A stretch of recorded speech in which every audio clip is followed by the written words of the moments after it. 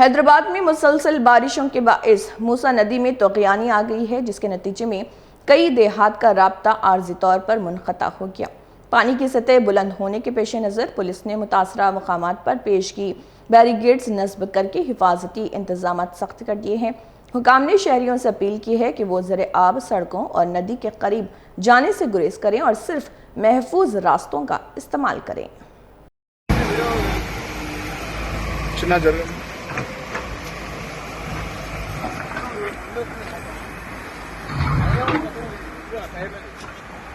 Awaz